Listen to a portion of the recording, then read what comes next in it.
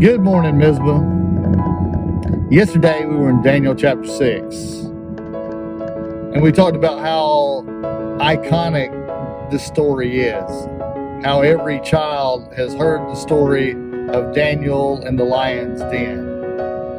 And how, if you remember, Daniel had been taken captive as a young boy in Jerusalem, and he had been taken into slavery in Babylon, and there had determined in his heart to stay faithful to God.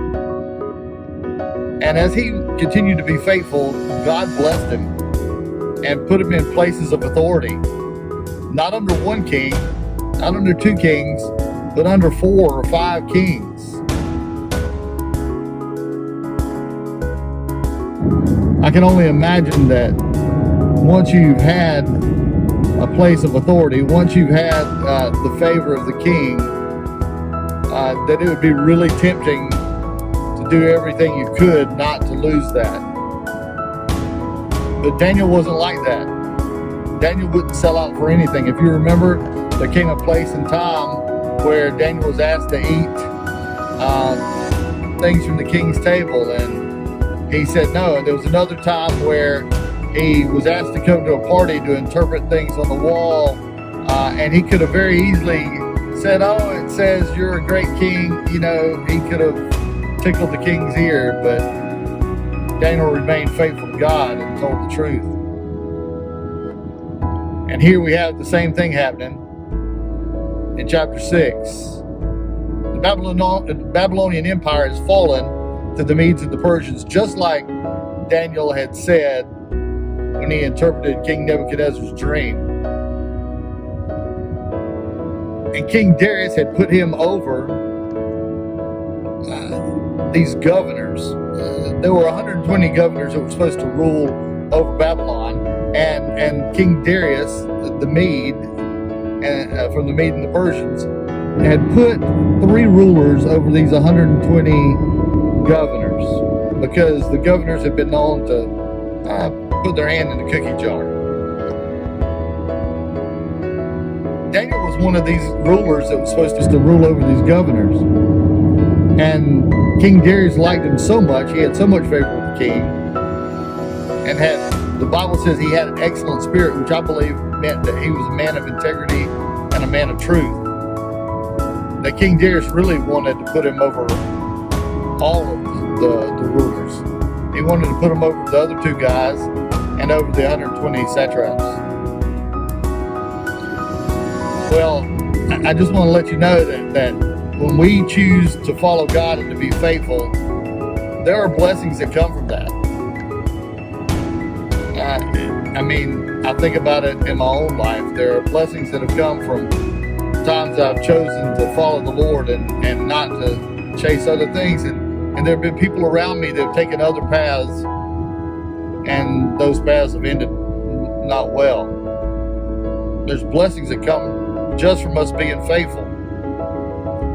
We can also get really, really enamored with our blessings to the point where instead of serving our God, we start looking at the blessings and we get tempted to compromise or to sell out. Daniel wasn't a sellout. He was a faithful man. So Daniel has his favor with the king. And that brings me to our next point. The other rulers, and the satraps all got together and decided, hey, listen, we don't like this. The king likes Daniel more than us. So they decided to plot against Daniel. When you're faithful to God, persecution will happen.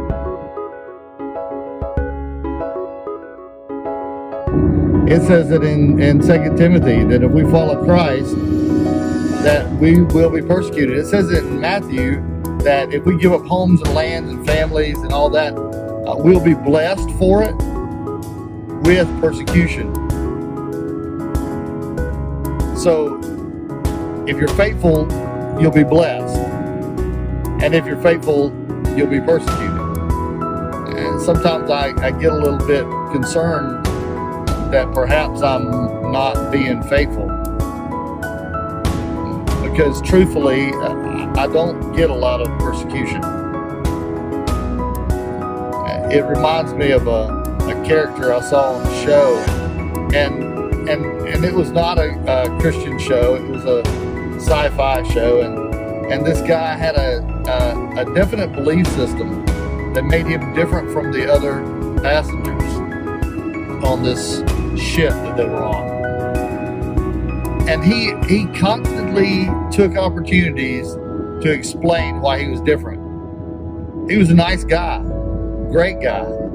But instead of letting people believe that he was just a good guy, he would always point to the fact that the reason why he was a nice guy was because of what he believed. I think if maybe we as Christians did that more, we might receive more persecution. Not that that's the goal. The goal would be to further the kingdom and to help people get to know the goodness of God. But there would be some pushback. And that's exactly what happened to Daniel. Daniel was faithful to God. He did what he did. He believed in God. He walked with God. He fellowshiped with God. Therefore, his co-workers, which by the way, every one of them knew he walked with God. All of his co-workers did. Well, they decided to plot against him. Well, what did Daniel do when he found out that they all had gone to the king to get the king to do a decree saying that nobody could bow down to anybody but the king for 30 days? They couldn't go to church for 30 days. I mean, they couldn't worship, they couldn't pray, they couldn't do anything for 30 days unless they were praying to Darius. You know, if I heard that kind of law had been passed, y'all know me, I would have been up in arms. What did Daniel do? The Bible says Daniel went home and opened the window and knelt toward Jerusalem and prayed 3 times a day like he was used to doing. It didn't change anything for him.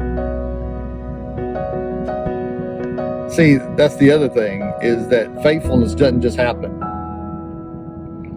Faithfulness has to be fueled by fellowship.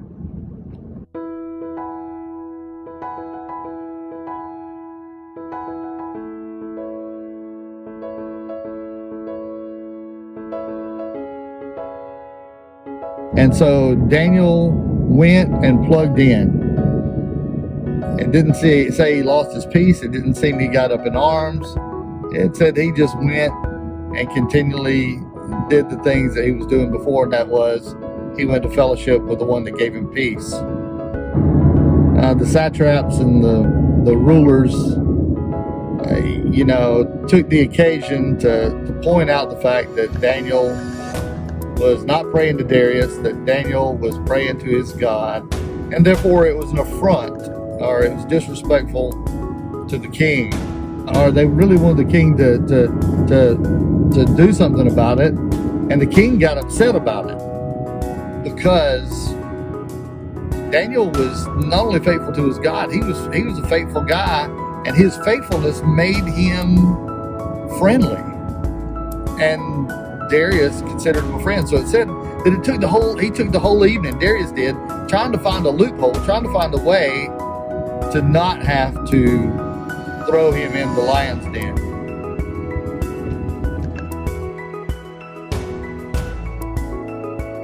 The satraps pointed out the fact that the way the law of the Medes and the Persians read is that once a king says anything, since he's godlike, he can't make any mistakes, so the law could not be undone. So you know the story. They threw Daniel in the lion's den, and King Darius spent all that night fasting and praying and not listening to music and doing all kind of things, just all worried that Daniel was going to be eaten alive. And the story goes that in the morning he went and called for Daniel to come out and asked him if his Lord had delivered him, and he said, Lord, the Lord has found me faithful, and he saved me, and I've done you no harm, King. And Darius said, come on out. You know, there's a lot of things that want to eat our faith. You know, Daniel had lions. We have public opinion. We have cancel culture. We have subtle things that are going on in the world right now that are all small attempts at trying to make your faith cease. Even the COVID epidemic seems to be pointed at robbing us of our faith. This morning, I just kind of want to say this, that just like Daniel had peace with God when he was being thrown to his lions, we can do the same. I really would have liked the story to have had a kind of a different twist on it, and that is that Daniel never had to be in the lion's den, that he had been spared altogether. But he was in the lion's den, and as a result, he got to see the faithfulness of God in a way, I am sure, that fueled him all the way until his death. We're in a lion's den right now in our country. Keep doing what Christians do. Be fueled in fellowship with God. Don't quit that. No matter what comes against it, don't quit worshiping. Know that there are going to be blessings as you're faithful. Know that there's going to continue to be persecutions. And even though we're looking the lion face to face, don't give up, don't quit. Know that your redemption draws near, that God is faithful. And the reason why he asks us to be faithful, to obey him, is because as we obey him, we find out that his word can be trusted. We find out that his word is good. We find out that his direction is excellent. And we find out that he is absolutely the epitome and the definition of faithfulness. And that we can trust him, even in the lion's den.